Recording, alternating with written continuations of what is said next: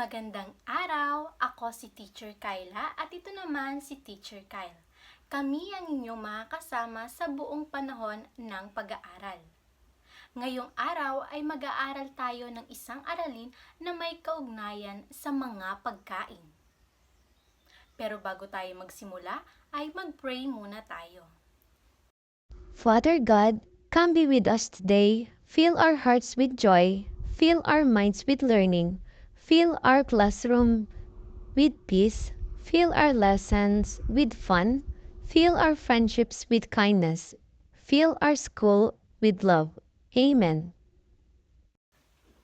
Ngayon, sino kaya ang liban sa klase? Maaari kayong mag-comment ng salitang present sa comment section.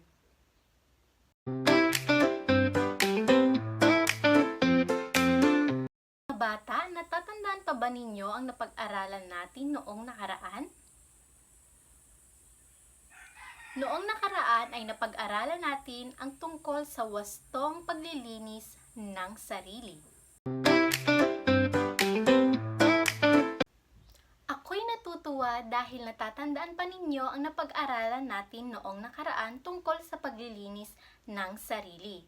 Ngayong araw ay dadako na tayo sa ating bagong aralin. Pero bago tayo dumako sa ating bagong aralin, ay aawit muna tayo ng isang awitin.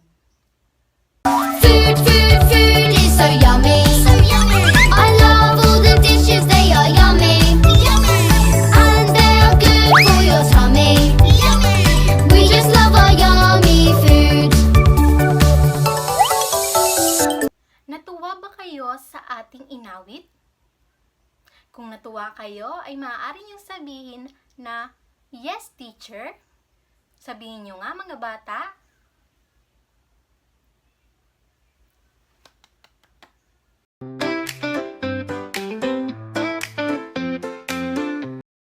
Pagkakataong ito ay may pasasagutan ako sa inyong isang gawain.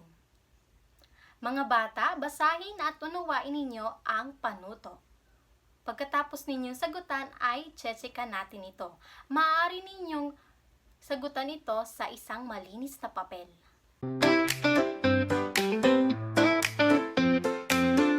Ayan mga bata, may ideya na ba kayo kung ano ang pag-aaralan natin ngayong araw? Kung may ideya kayo, ay pwede ninyong i-comment sa comment section.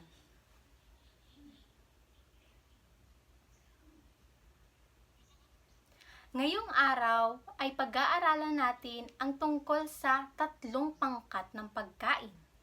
Ito ay ang Go, Grow, and Glow foods. Merong 3 pangkat ng pagkain. Una ay Go foods. Ito ay mga pagkaing nagbibigay ng enerhiya sa katawan tulad ng fats at carbohydrates. Halimbawa nito ay kanin, mga pagkaing may starch at mga bungang ugat. Ikalawa ay Grow foods. Ito ay mga pagkaing mayaman sa protina at tumutulong ito sa paglaki at pag-unlad ng mga buto at kalamnan.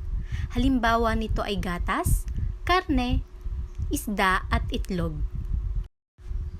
Ang ikatlo ay ang Glow foods.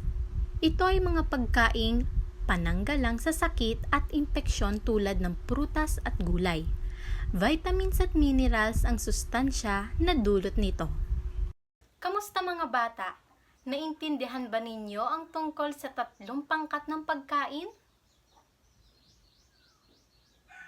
Ang 3 pangkat ng pagkain ay Go foods, Grow foods, at ano yung isa? Tama! Glow foods.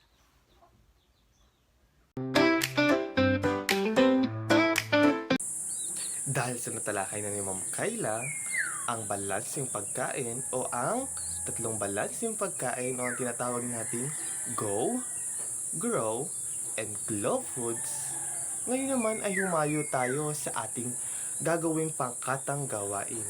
Yan. Una, igugrupuhin ko muna kayo sa 3 grupo at bibigyan ko kayo ng mga inyong gagawin sa bawat grupo. Okay? Okay, simulan nga ang pagbibilang. 1, 2, 3. Una, dalawa, tatlo, Una, dalawa, tatlo. Okay. Lahat ng unang grupo ay pumunta sa kanang bahagi ng ating classroom. At ang pangalawang grupo naman ay sa kaliwang bahagi ng ating classroom. At ang pangatlong grupo naman ay doon sa pinakang likod ng ating classroom o doon sa pinakang kahuli sa gitnang parte na lang pala. Sa gitnang parte ng ating classroom. Ngayon ay ito ang inyong gagawin. Sa unang grupo ay basahin ang inyong gagawin. Lahat ng grupo ang basahin.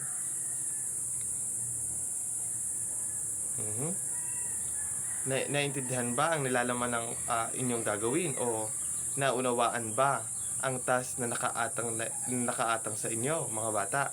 Sa unang bilang. Okay? Ay sa pangalawang bilang naman.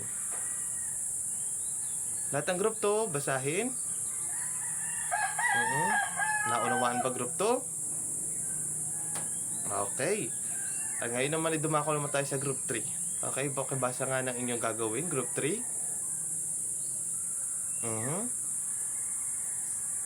Okay. Naintindihan ba?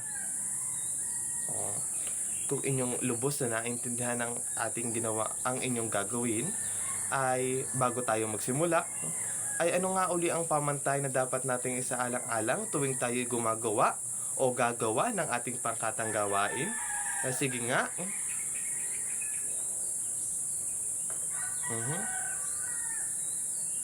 Dapat tayo ay makiisa sa ating ginagawang sa ating pangkatang gawain at tayo ay gumagawa ng tahimik.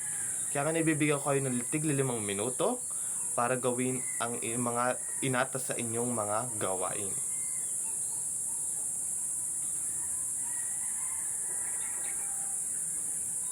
Yan, pag kayo pala ay tapos na sa inyong pangkatang gawain, ay maaari lamang kayong pumalakpak ng 3 at nang malaman na natin at nang kita ay makapagsimula na sa ating gagawing pagpe-present ng inyong gawa.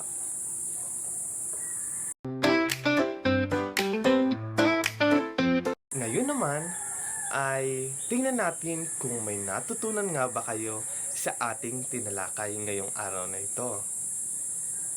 Kaya naman, maaari nyo bang ibahagi ang inyong natutunan ngayong araw na ito, mga bata? Okay. Ang inyong natutunan ngayong araw na ito ay ang balanseng pagkain at ang mga nilalaman nito. Ano nga ulit ang nilalaman nito, mga bata? Okay. Ang nilalaman ng balanseng pagkain ay ang go, ang grow, and ang glow foods. Kung saan dapat natin itong isaalang-alang para makamtan natin ang maganda at malusog na kalusugan. Okay?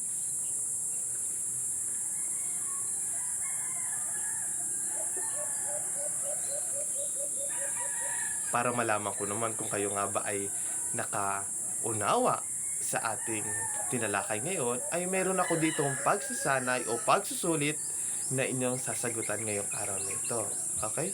Maaari nga ipasa ito palikod.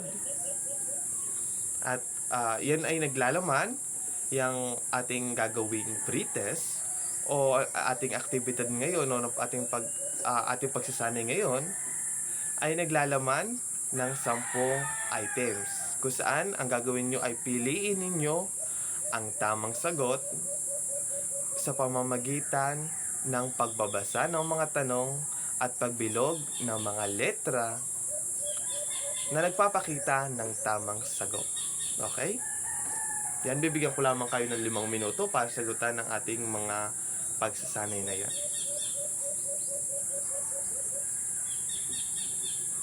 Okay, tapos na ba, mga bata? Kung tapos na, maaari nyo ipasa sa akin. Okay? Salamat.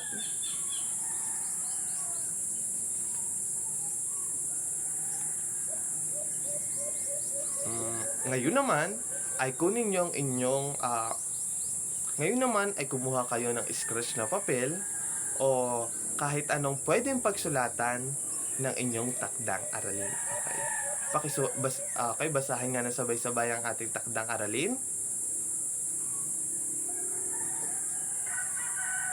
Yan, isulat na ninyo. Yan, bibigyan ko lamang kayo ng 2 minuto para isulat ang ating takdang aralin. Tapos na ba mga bata?